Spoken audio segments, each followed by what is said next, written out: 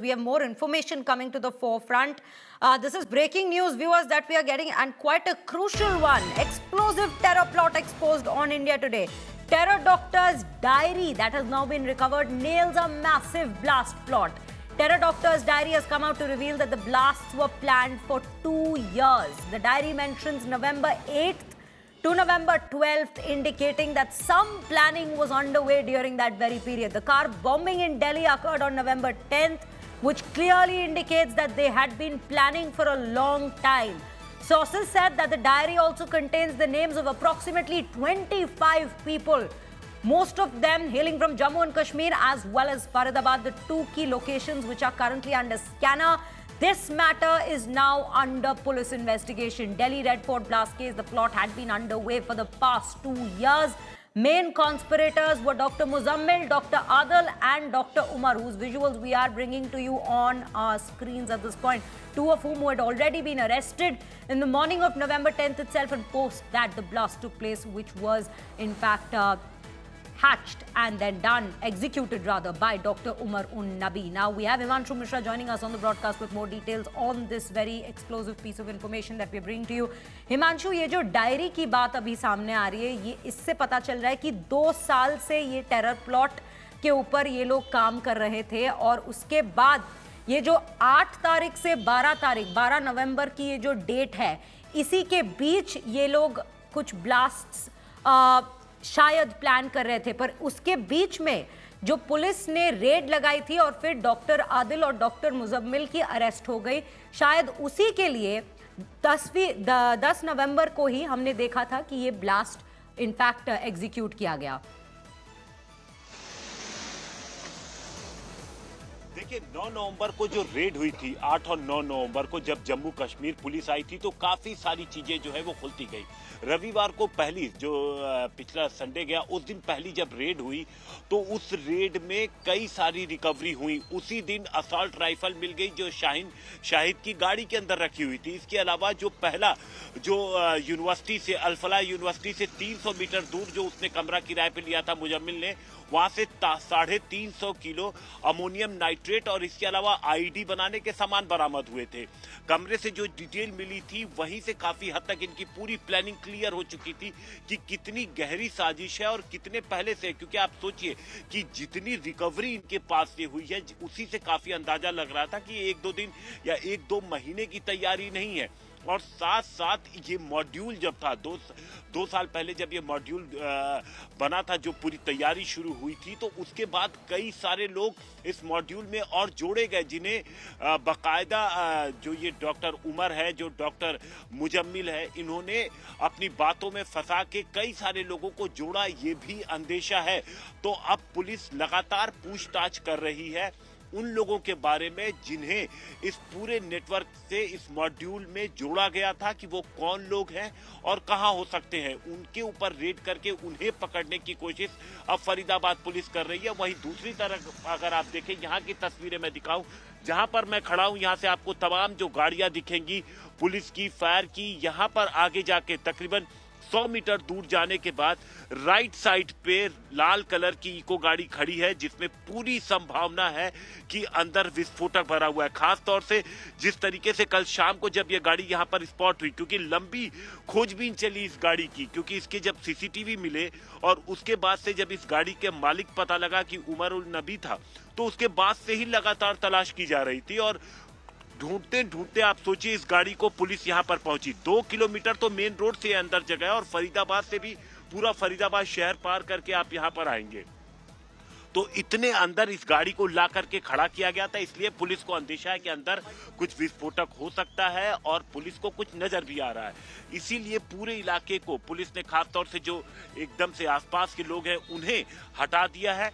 लगातार जांच चल रही है गाड़ी की और कोशिश ये है कि जब एफएसएल उस गाड़ी को ओपन करे तो अंदर जो कुछ भी हो उसे यहीं पर निष्क्रिय कर दिया जाए, डिफ्यूज किया जाए, ताकि जो रास्ते का रिस्क है वो न उठाना पड़े। तो फिलहाल जांच जारी है, तमाम एजेंसियां, तमाम लोग लगे हुए हैं, एक यहाँ और दूसरी तरफ जो इन्वेस्टिगेशन में कई सारी टीमें फरीदाबाद पुलिस, जम्मू पुलिस यहां पर पहले ही आ गई थी और जम्मू पुलिस ने ही जब 6 नवंबर को गिरफ्तार किया था आदिल को, तो उसके बाद से बड़ी तेजी से पूरा ये मॉड्यूल जो है वो खुलता चला गया था और एक बड़ी साजिश का पर्दाफाश हुआ था, क्योंकि जिस तरीके की तैयारी देखने को मिली है वो अपने आप में बेहद चौंकाने वाला है।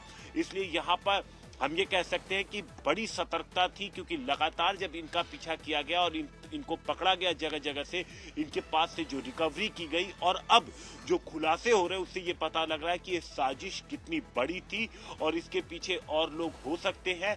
पुलिस उन तमाम लोगों की तलाश में जुटी हुई है। जी जी बिल्कुल हिमांशु, ये जो अभी एक और डिटेल सामने आ रही है इनकी डायरी से, जो कि अल्फला यूनिवर्सिटी से ही रिकवरी हुई थी, करीब करीब 25 लोगों का नाम इस डायरी से बाहर आ रहा है और अभी तक जितने लोग ऑलरेडी नैब हुए हैं उनका तो इंटरोगेशन चल ही रहा है, पर ये जो 25 का आंकड़ा है ये काफ़ी चिंताजनक होती जा रही है अभी, क्योंकि इन्वेस्टिगेशन जारी है, रेड्स अभी भी जारी है, पर इससे और भी चिंता की बात ये है कि कहीं ये लोग अभी भी कोई प्लानिंग के पीछे पड़े हुए हैं कि नहीं, उसका खुलासा अभी काफी जरूरी हो जाती है इस समय पर।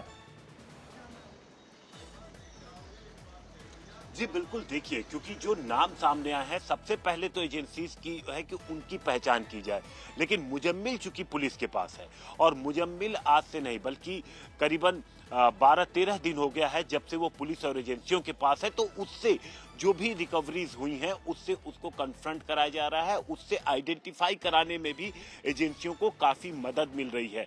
जो लोग नेटवर्क में थे उनके एक एक को पुलिस अब वेरीफाई कर रही है कि किसका रोल था, और सबसे बड़ी बात जो ये पूरी टेरर की प्लानिंग थी इसके बारे में किस किस को पता था, नंबर 1। नंबर 2, कौन कौन इस पूरे टेरर प्लॉट से जुड़ा था, किसी ने किसी भी तरीके की मदद की थी, चाहे वो उन जगहों को किराए पर मकान दिलाने से लेकर के, जानते हुए कि यहाँ पर किस तरीके के सामान को रखा जाना है, उसके बावजूद अगर किसी ने किराए का मकान दिलाने में मदद की, किसी ने उसके ट्रांसपोर्टेशन में मदद की, किसी ने उन सामान को दिलवाने में मदद की, किसी ने हथियार जो असॉल्ट राइफल थी उसको यहाँ तक पहुंचाने में मदद की, तो उन सभी लोगों को अलग अलग तरीके से आइडेंटिफाई किया जा रहा है। एनआईए की जो स्पेशलाइज्ड टीम जो बनाई गई है 10 अधिकारियों की, वो लगातार जो पूरी जांच एजेंसी है, जो अलग अलग पुलिस की टीम जो जांच कर रही है, उन सबको अलग अलग जो जानकारी मिल रही, चाहे वो जम्मू कश्मीर पुलिस हो, हरियाणा पुलिस हो, दिल्ली पुलिस हो, उत्तर प्रदेश की पुलिस हो, क्योंकि जगह जगह पर रेड चल रही है, उन सारी जानकारियों को इकट्ठा करके आगे का कोर्स ऑफ एक्शन फिक्स किया जा रहा है ताकि जो पूरी साजिश है उसका भंडाफोड़ हो सके। जी जी बिल्कुल हिमांशु, अभी जांच जो है काफ़ी सारी एस्पेक्ट्स पे चल रही है। बात करें तो एक इकोस्पोर्ट की कार है जो जहां पे आप इनफैक्ट अभी शामिल है, वहीं पे एनएसजी की टीम ये तय कर रही है कि उसमें अमोनियम नाइट्रेट का ट्रांसपोर्टेशन हुआ था कि नहीं उसी व्हीकल को इस्तेमाल करते हुए। और अभी ये जो डायरी सामने आ रही है इससे काफ़ी सारी जानकारी सामने आ रही है कि इनका टेरर प्लॉट एग्जैक्टली था क्या और इनमें कौन कौन शामिल थे। फिलहाल 2 जगहों का मेंशन इस डायरी में किया गया है, जम्मू कश्मीर और फरीदाबाद। और ये जो लोग हैं जिनकी बात इस डायरी में की गई है, इनको कौन फैसिलिटेट कर रहा था, क्योंकि 2 साल से ये पूरा प्लॉट जारी था, इस पूरे प्लॉट को हैच करने में ये लोग जुटे हुए थे। अभी ये पता करना कि इनके साथ साथ और कौन मौजूद थे, इनको फैसिलिटेट कौन कर रहे थे इन सारी लोकेशंस में, ये काफी इंपॉर्टेंट बात हो गई है। बिल्कुल, ये बेहद इंपॉर्टेंट है क्योंकि जो लोग इस पूरे प्लॉट से जुड़े हुए थे, जिन लोगों ने डॉक्टर मुजम्मिल की ये जानते हुए मदद की कि वो किस तरीके के टेरर प्लॉट को रच रहा है, वो इस कॉन्स्पिरेटर माना जा रहा है। पुलिस उसको कॉन्स्पिरेटर मान रही है और उसको ढूंढने की, मिल रहा है तो पकड़ के स्टेटमेंट लेने की, अरेस्ट करने की तैयारी पूरी तरीके से पुलिस ने कर ली है। तमाम जगहों पर रेड जारी है। हमने देखा था कि किस तरीके से पुलिस को जब दूसरी लोकेशन मिली थी, जब पुलिस की टीम पहुंची थी और उसे लोकेशन मिली थी फतेहपुर तगा गांव की, तो पुलिस को अंदाजा नहीं था कि वहां जाएंगे तो उन्हें क्या मिलेगा। आप देखिए कैसे सिलसिलेवार तरीके से ये जो पूरा प्लॉट है ये ओपन हुआ, कैसे इसका भांडाफोड़ हुआ। 6 तारीख को जब आदिल गिरफ्तार हुआ तो मुजम्मिल था पहले से, लेकिन ये पूरी साजिश की जानकारी नहीं थी। लेकिन जब आदिल गिरफ्तार होता है तो उसके बाद पुलिस की टीम फरीदाबाद पहुंचती है, अल फलाह यूनिवर्सिटी के पास जो 300 मीटर दूर पे उसने ले रखा था रेंट का कमरा, वहां से तमाम तरीके के अमोनियम नाइट्रेट आईडी बनाने के सामान मिलते हैं। फिर शाहीन शाहिद की गाड़ी जब वो चला रहा था उससे असॉल्ट राइफल मिलती है। आगे वो नहीं बता रहा है, फिर उसने सोचा कि इन्वेस्टिगेशन यहीं रुक जाए, आगे वो कोई जानकारी नहीं दे रहा था। लेकिन जब और लोग जिसने जहां से वो जाता था दूध लेने, जिस मौलवी से वो जुड़ा हुआ था, उन लोगों से जब पूछताछ की गई, क्योंकि उससे लगातार उसकी बातचीत थी, तो पता लगा कि इसने आगे घर ले रखा है। तो संडे को तो रेड की गई पहले ठिकाने पर, मंडे को फिर पुलिस पहुंचती है अगले ठिकाने पर जहां से बरामदगी होती है। मंडे सुबह बरामदगी हुई और शाम को उमर ने जाकर के वहां पे ब्लास्ट कर दिया, क्योंकि अब ये क्लियर हो गया डीएनए रिपोर्ट मिल जाने के बाद कि गाड़ी के अंदर उमर मौजूद था और वहां पर लाल किले के सामने उसने ब्लास्ट कर दिया। उस ब्लास्ट के बाद इन्वेस्टिगेशन जब आगे बढ़ी तो पता चला कि एक और गाड़ी थी, लाल रंग की इको स्पोर्ट, जिसे यहाँ पर इस गांव के अंदर यहाँ पर आइडेंटिफाई किया है, यहाँ पर उसकी जांच चल रही है। तो अभी आप देखिए कि हर दिन नई नई चीजें सामने आती जा रही हैं श्रेया, और अभी ये देखना होगा कि जो डॉक्यूमेंट्स वगैरह जो चीजें मिली हैं मुजम्मिल के पास से, उनकी जब जांच होगी तो आगे और सारे खुलासे और रिकवरीज की भी संभावना है। जी बिल्कुल हिमांशु आप हमारे साथ बने रहिए। Viewers, these are the details we are tracking at this given point. Each minute there seems to be a new development, as this is an investigation not just restricted to the national capital, but now it's continuing across locations, across states. So that is how we are keeping a track of all angles with our reporters on the ground, with tracking each and every update, and with the latest being a diary that had been recovered of Dr. Muzammil at Al Falah University itself when the raids were done.